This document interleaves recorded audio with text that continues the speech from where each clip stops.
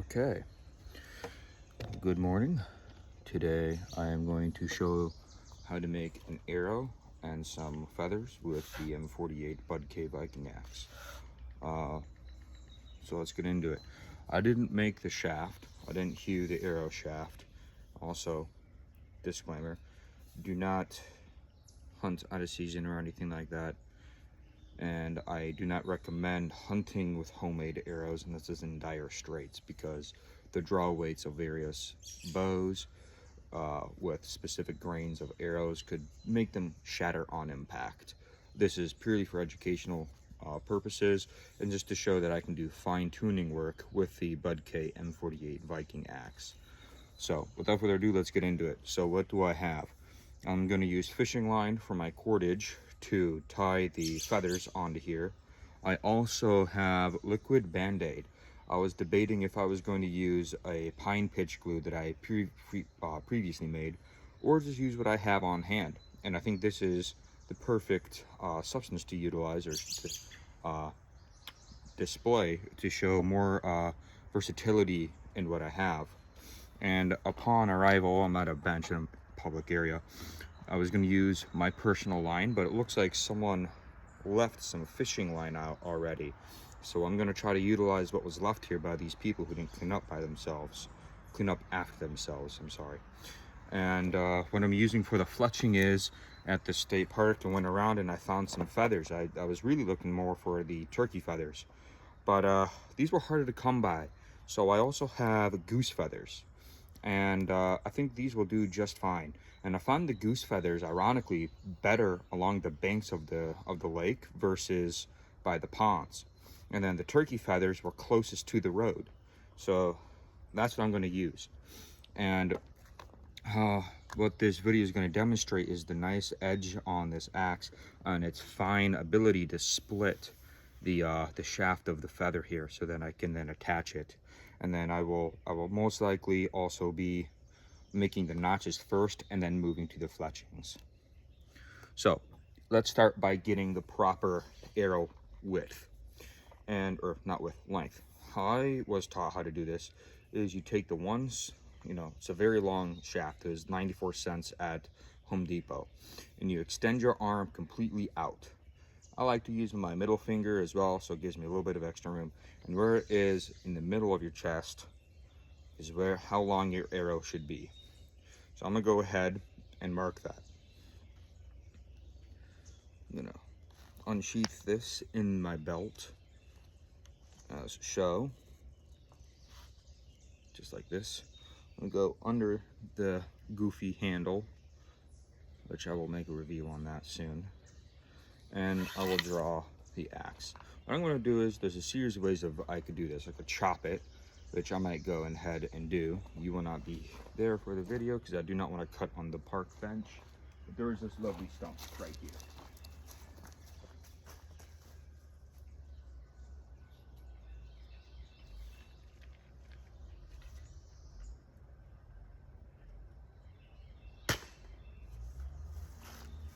Perfect.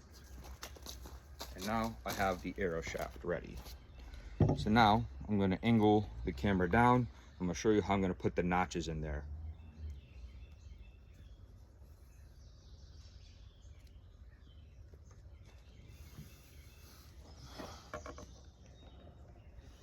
Okay, lovely. So we are angled downwards. And as you can see, this is where I'm going to put the notch. How I am going to attempt to do this is by utilizing the axe to but by no means of the imagination is this going to be easy.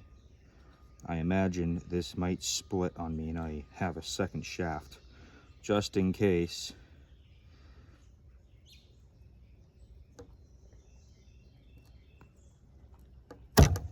Yep, as I thought would happen. But let's go ahead and get the next one done, just for shits and gigs here. Because I do believe that this can still work. Yeah.